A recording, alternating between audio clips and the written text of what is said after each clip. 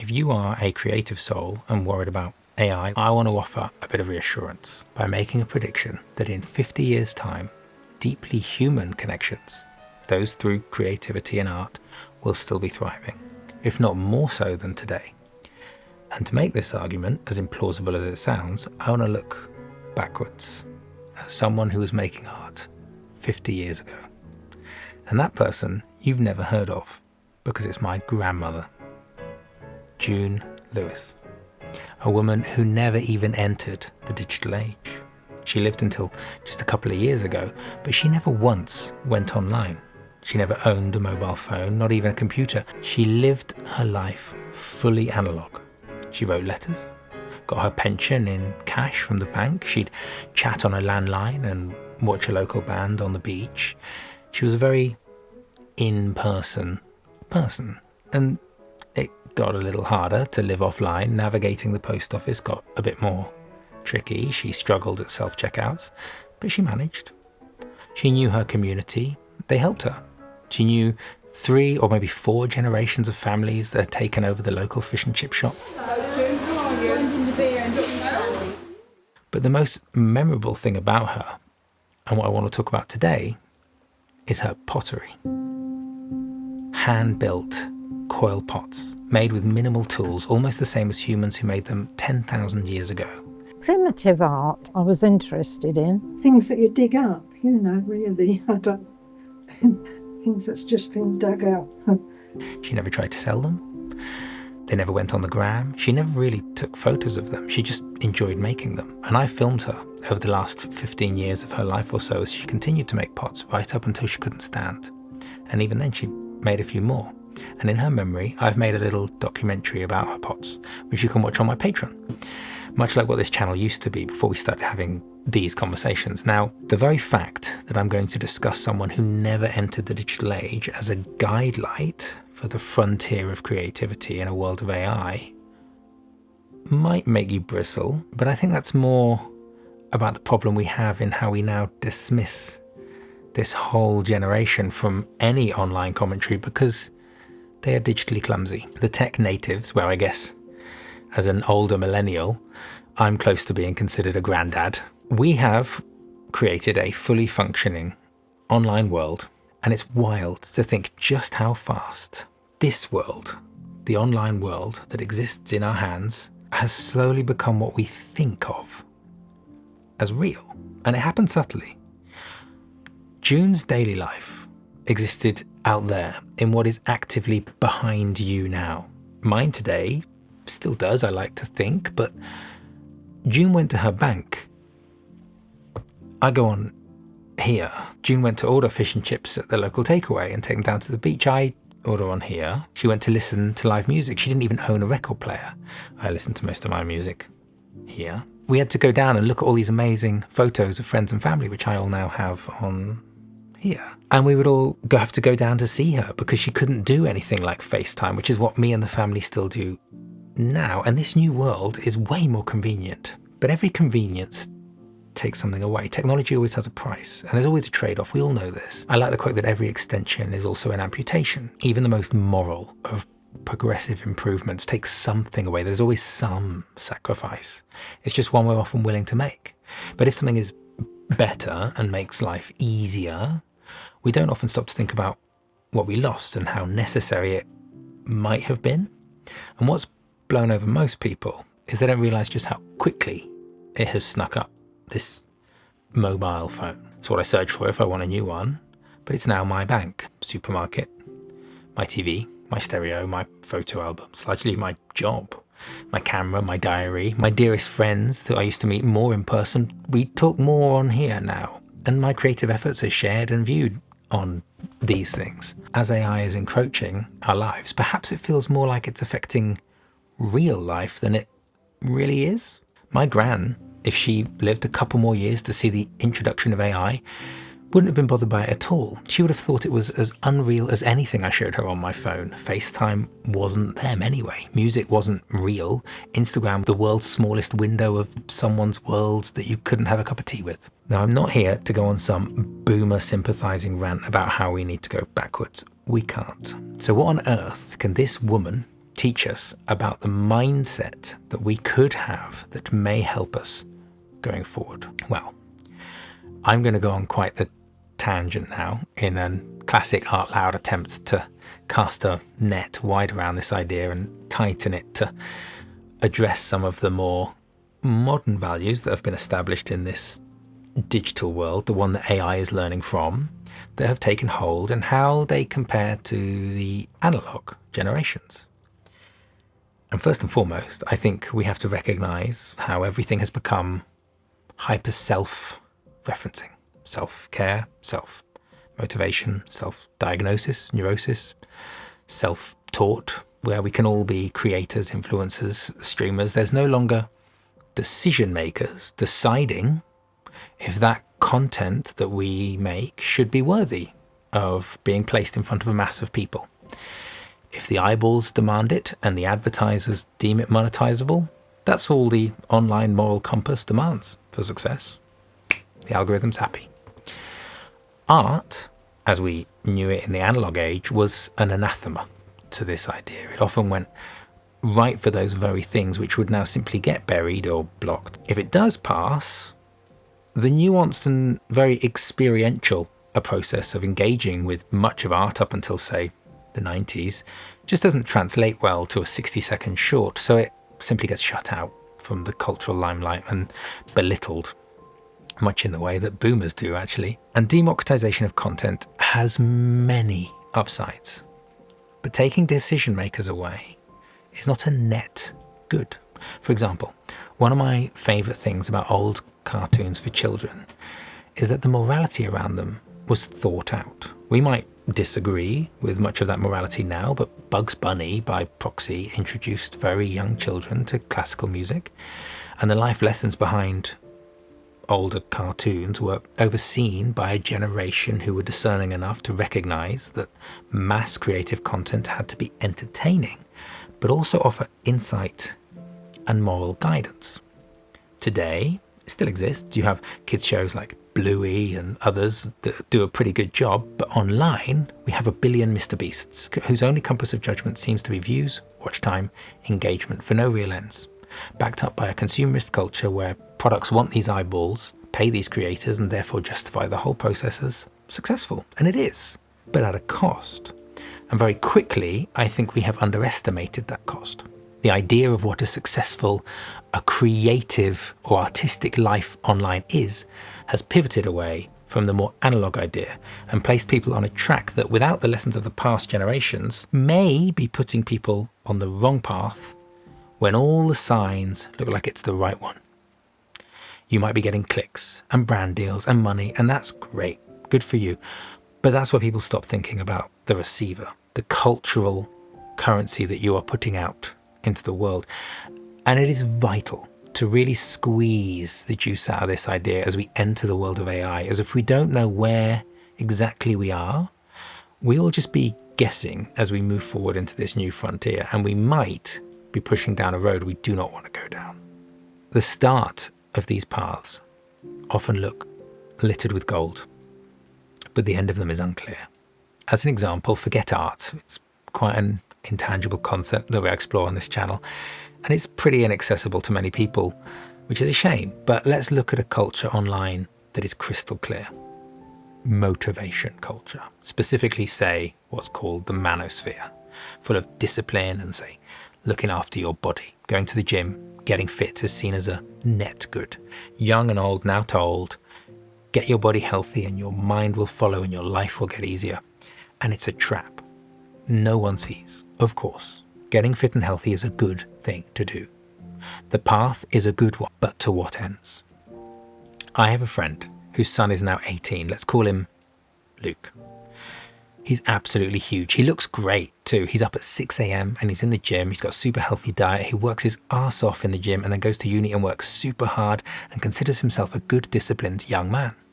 It's impossible to deny his adherence to his routine. It's a solid and structured life of discipline, and listening to all the podcasts that draw motivated or disillusioned young women and men to them, it's hard to see any of them disagreeing with his lifestyle.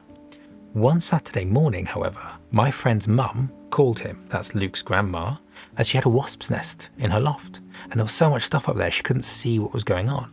She asked if Lou could come and help move stuff down. He lives just down the road, and his reply was he couldn't because it was Saturday, and that's his big gym day, and it would mess up his training plan. So my friend went and helped heaving stuff down the loft for this lad's grandma. And it just baffled me how swept up in self-motivation and self-improvement this young man was in his deluded idea of being a disciplined young man, that the very opportunity to use his muscles to help a frail member of his beloved family lost out to just building more muscles. What's the point if the reason you do it is purely for yourself? What starts as self-motivation can become selfish. But I'm not surprised. And now we have AI tools like Gemini, ChatGPT, Meta AI that individually reinforce our views, however deluded, because when someone agrees with you, you are more likely to engage with them. These companies need you to use them, and so they are soft on you. They affirm you. They are your friend, your supporter, but they are not. And without a generation much older that have juggled the priorities of life and lived long enough to evaluate what worked for them, we are prone to wild miscalculations on which path is right. There is something missing that we could learn from past generations, and it simply isn't that they don't understand how it is now. It might just be that we don't understand how it's always been. We are so wrapped up in dismissing the very thoughts of these boomers. They are seen as holding money, destroying the planet, having had it easy, the luckiest generation in history. Their traditional values are dismissed as backwards. New ideas proliferate within this new media, which they have very little oversight of. And I think we need to be careful of where we get our ideas from. There could be a problem. For example, on Chris Williamson's podcast the other day, he's one of the top 10 podcasters in the UK and in America, was this guy, Alex Hermosa. He's a guru of self-motivation and discipline and hustle culture. And he said something the other day that received wide approval that made me quite sad. Now, I don't want to say people shouldn't look up to him.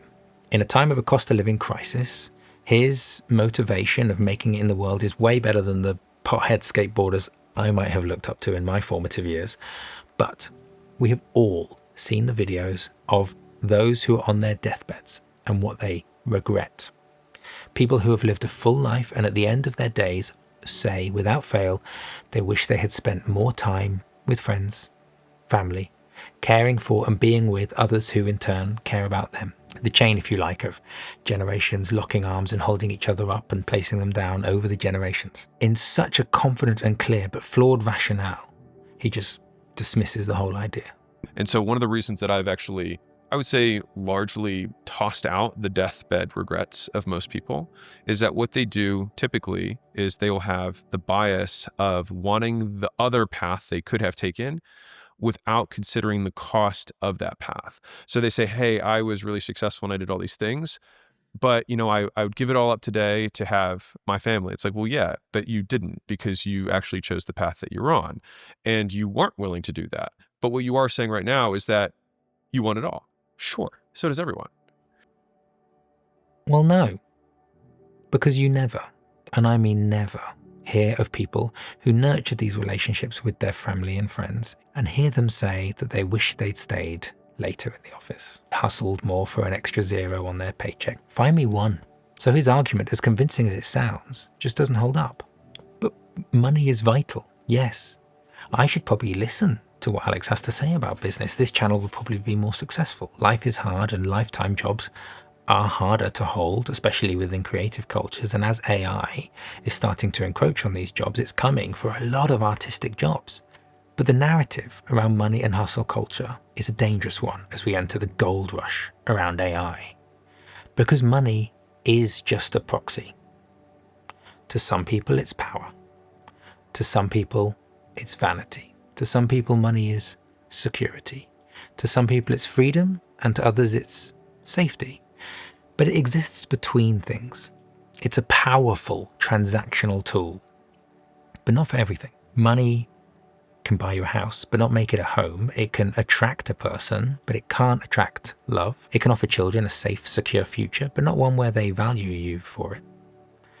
Making money for you and those you love is a great thing to do, so long as you look down the path at what that money is going to get you.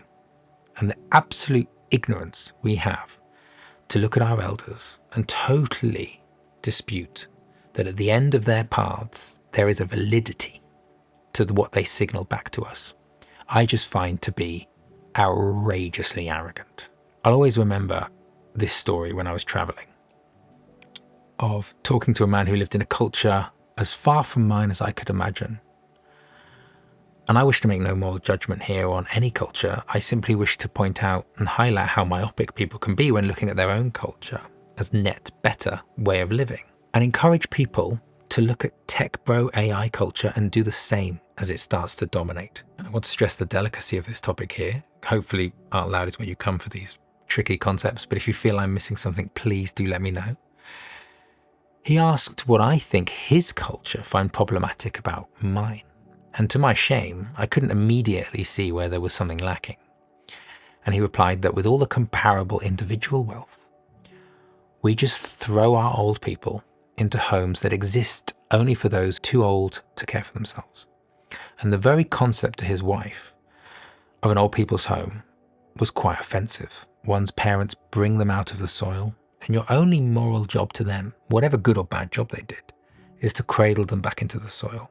And when she said that, all the logic and logistics and struggles of the Western world that make that practically impossible, it did hit me as sad. In the West, we seem to only focus on what traumas this generation has left us. Now, in the last few years of my grand's life, I was her power of attorney. I put her in a home. I couldn't care for her, and she couldn't afford home care. And this is a reality in the West. And I wonder, as hard as it is on those families who have grandmas and granddads growing feeble at home, that there is a wisdom of the old that placing them out of sight does place them out of mind. And at a time like this, I think it's vital to readdress. It links us to the past, and in doing so, to the future. There is this very twee, perhaps Greek proverb that societies grow great when old men plant trees whose shade they know they shall never sit in. Well, I wonder if Luke, my friend's kid, has ever even come across that concept created for him as a citizen and a human on social media or in the content that he consumes, because such moral content tends to lose on the attention battlefield of TikTok. And in this fast age of trying to get ahead of the curve, I feel without this generational oversight, we are all like Luke, building muscles and getting ahead of the curve on AI or expending energy reacting to it. Is it good, bad, without talking to those who have seen extensive changes before us, who have adapted, lost industries, been ripped from their land and refound their feet?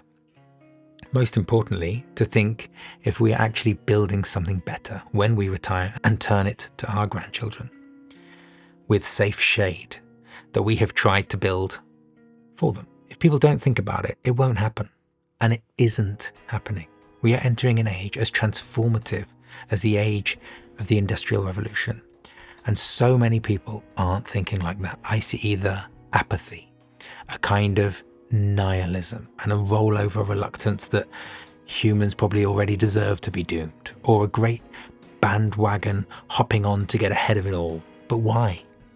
And this is where I think art has always been a great way to engage with ideas about what we are doing and why we are doing them. Human creativity is at its best when it's exploring difficult ideas and concepts, but it's all too easy to dismiss performance art, abstract art, and conceptual stuff when it's shown in a 10-second clip on a 4-inch screen in your hand. Art within that space, this space, does exist, but please don't judge artworks that were never designed to affect you through this medium.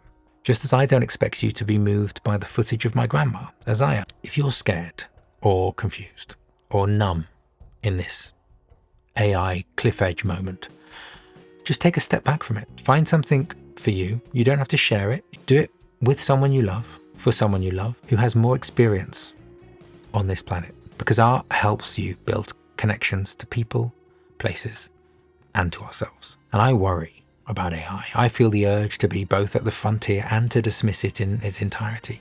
But I loved nothing more than making pots with my gran. And since she's now passed, it's a way to reconnect with her. And when I do, I don't seem to worry about AI. I meaninglessly play with clay like she did, solid in what I know to be real. Like the thousands of generations before her have always done. They've always modeled and made. And my feet feel really firm and ready for what's coming around the corner. And I recommend that you all find a way to brace in a similar way. And if you want to see my next video, which is about this idea of what is and isn't real, specifically within art, then that's on my Patreon. As is the documentary about my grandmother and her pots, of which I got one here, which has been left outside, so it's got a bit of crack on it. One of her little meerkats. I'll also pop on some of my little clay pots that I've made inspired by her. Until next time.